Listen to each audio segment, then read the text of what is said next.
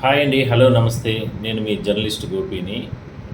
దగ్గుబాటి ప్రసాద్ అనంతపురం ఎమ్మెల్యేకి సంబంధించి జూనియర్ ఎన్టీఆర్ అభిమానులకు మధ్యన గత కొద్ది రోజుల నుంచి కూడా తీవ్రమైన వివాదాలు కొనసాగుతున్నాయి.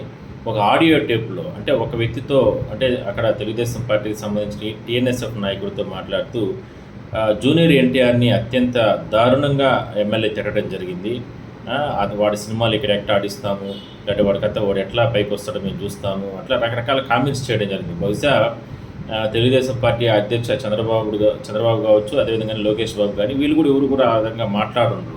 అంటే ఇక కుటుంబంలో విమర్శలు ఉంటాయి. అంటే ఒకరిపైన ఒకరు అంటే కొంచెం బాధ అనిపిస్తుంది. కొన్ని విషయాలు ఉంటాయి కానీ అది కుటుంబ వ్యవహారాలుగానే చూసుకుంటున్నారు. అయితే వాళ్ళకి లేని బాధ ఈయనకి ఎందుకంటూ కూడా జూనియర్ ఎన్టీఆర్ అభిమానులు ఇవాళ పెద్ద ఎత్తున ఆందోళన వ్యక్తం చేస్తున్నారు. అదేవిధంగా ఇవాళ వాళ్ళ ఇంటిని కూడా ముట్టించే ప్రయత్నం చేస్తున్నారు. అందువల్లనే పోలీసులు కూడా రంగప్రవేశం చేసి ఒకానొక దశలో వాళ్ళందరినీ కూడా చెదరగొట్టే ప్రయత్నం చేస్తున్నారు.